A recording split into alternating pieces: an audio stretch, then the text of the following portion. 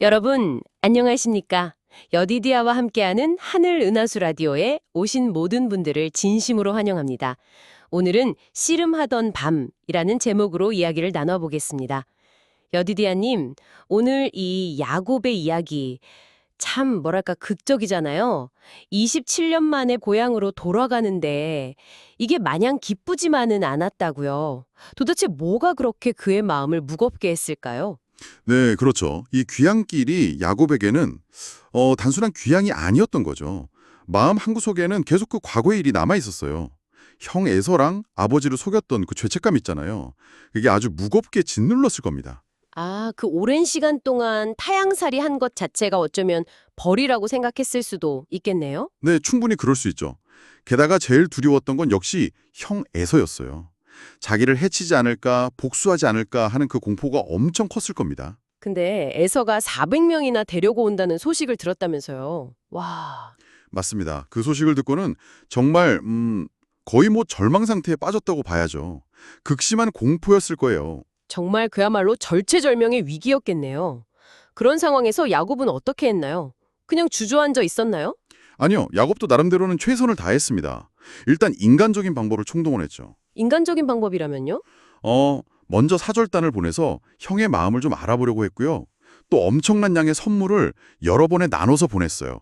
혹시라도 공격받을까 봐 가족이랑 재산도 두 무리로 나누고요. 아, 정말 할 수 있는 모든 걸 다 해봤네요. 네, 그런데 그런 노력들이 뭐랄까 근본적인 두려움을 없애주지 못했던 거죠. 결국 깨달은 거예요. 아, 내 힘으로, 내 꾀로는 이걸 해결할 수 없구나. 그래서? 그래서 모든 걸 내려놓고 이제 유일한 희망이신 하나님께 매달려야겠다. 이렇게 결심한 거죠. 가족들을 다 먼저 보내고 야복강 나루터에 홀로 남아서 밤새 기도를 시작한 겁니다. 바로 그게 씨름하던 밤의 시작이었죠. 아, 그 유명한 야복강 씨름이 그렇게 시작된 거군요. 밤새도록 씨름을 했다고 하는데 이게 그냥 육체적인 싸움은 아니었을 것 같아요. 여디디아님, 영적인 의미가 더 크겠죠. 네, 맞습니다. 그 밤의 씨름은요, 야곱의 인생을 건 영적인 투쟁이었어요. 상대가 누구인지 처음엔 몰랐지만 성경학자들은 이 존재를 단순한 사람이 아니라 언약의 천사, 그러니까 어떤 면에서는 그리스도의 임재로 보기도 합니다. 아, 하나님과의 직접적인 씨름이었군요. 그렇죠. 야곱은 그 씨름을 통해 자신의 죄, 자신의 무력함, 이걸 정말 뼈저리게 느꼈을 거예요.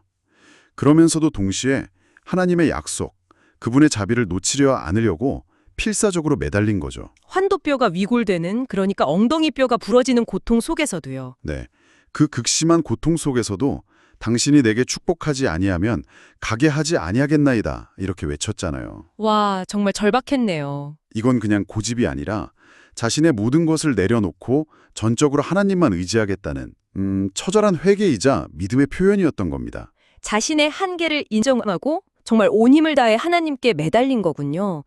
그 치열했던 밤이 지나고 나서 야곱에게는 어떤 변화가 있었나요? 결과는 어땠습니까? 가장 큰 변화는 역시 내면의 변화였죠. 오랫동안 그토록 갈망했던 하나님의 축복, 그러니까 죄사함의 보증 같은 것을 받았다고 볼 수 있어요. 그리고 가장 상징적인 변화는 이름이 바뀐 거죠. 아, 맞아요. 이름이 바뀌었죠. 네, 속이는 자라는 뜻의 야곱에서 하나님과 겨루어 이겼다 또는 하나님이 다스리신다는 의미의 이스라엘로요. 이스라엘. 네, 이건 이제 하나님과 화목하게 되었고 새로운 신분, 새로운 정체성을 얻었다는 뜻입니다. 그동안 그를 괴롭혔던 의심, 고통, 후회 같은 것들이 사라지고 마음에 진짜 평화가 찾아온 거죠. 내면의 평화가 찾아오니까 그 두려웠던 형과의 만남도 달라졌겠네요. 그렇습니다. 이 내면의 변화가 결국 에서와의 극적인 화해로 이어졌어요. 물론 씨름의 후유증으로 다리는 절었지만 그의 얼굴에는 더 이상 두려움이 아니었어요. 오히려 기쁨과 평화, 어떤 담대함이 있었을 겁니다. 하나님의 은혜를 체험한 사람의 모습이죠. 아, 정말 놀라운 변화네요. 여디디아님, 이 야곱의 이야기가 오늘을 살아가는 우리에게도 참 큰 울림을 주는 것 같습니다. 우리도 살면서 각자의 야복강, 그러니까 아주 힘든 밤을 만날 때가 있잖아요. 뭐 과거의 실수 때문에 괴로워하거나 도저히 해결 안 될 것 같은 문제 앞에서 씨름할 때요. 네, 맞아요.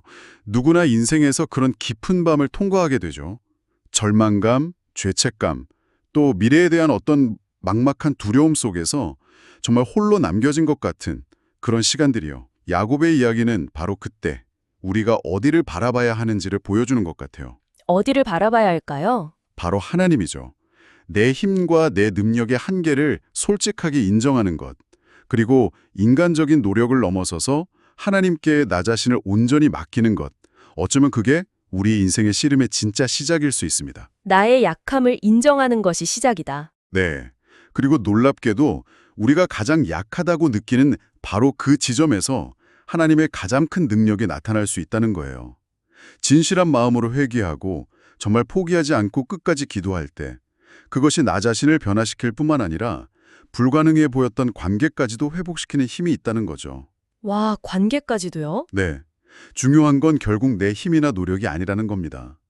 변함없는 하나님의 약속, 그분의 은혜를 굳게 붙드는 그 믿음만 있다면 우리가 인생에서 어떤 씨름을 하고 있든지 그 속에서 진짜 평안과 궁극적인 승리를 경험할 수 있다는 깊은 위로와 희망을 발견하게 됩니다. 여러분, 오늘의 하늘의 나수 라디오 어떠셨나요?